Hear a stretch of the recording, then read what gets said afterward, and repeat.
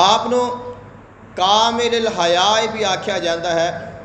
کہ کامل حیا والے سیدنا حضرت عثمان غنی رضی اللہ تعالی عنہ بہت زیادہ حیا فرمان والے سن۔ ویسے تو جو حیا ہے وہ ہر کسی نو چاہیے ہے کہ وہ صاحب حیا ہوئے، کیونکہ آقا علیہ السلام نے ارشاد فرمایا کہ ایمان دیاں 70 شاخاں نے اور 70 شاخاں دے وچوں ایک شاخ حیا بھی ہے۔ الحیاء شعبۃ من الایمان، فرمایا کہ جو حیا ہے وہ ایمان دیاں شاخاں دے وچوں ایک شاخ ہے کہ اگر حیا ہے تو ایمان ہے، اگر حیا نہیں تو ایمان نہیں۔ لیکن حضرت عثمان غنی رضی اللہ تعالی عنہ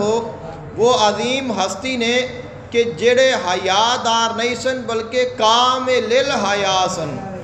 کہ او اینے حیا والے سن کہ آقا علیہ السلام بھی انہاں تو حیا فرمان دے سن۔ آقا دو جہان صلی اللہ علیہ وآلہ وسلم آپ ایک دفعہ تشریف فرمانے اور دیگر صحابہ کرام بھی آپ دی بارگاہ وچ موجود نے، آپ تشریف فرمانے اور جس وقت آپ نے دیکھا کہ حضرت عثمان غنی رضی اللہ تعالی عنہ آ رہے نے تو آپ نے آپ دی تھوڑی جی پنڈلی جڑی ہے وہ نظر آ رہی تھی، تو تھوڑی جی پنڈلی آقا علیہ السلام دی کھلی ہوئی سی اور آپ نے اپنے تہبند دے نال اس نو چھپا لیا۔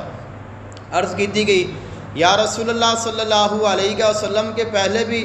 تسا اس طرح بیٹھے رہے ہو تو ان کیا خاص وجہ ہے؟ تو فرمایا کہ چونکہ عثمان آ رہے نے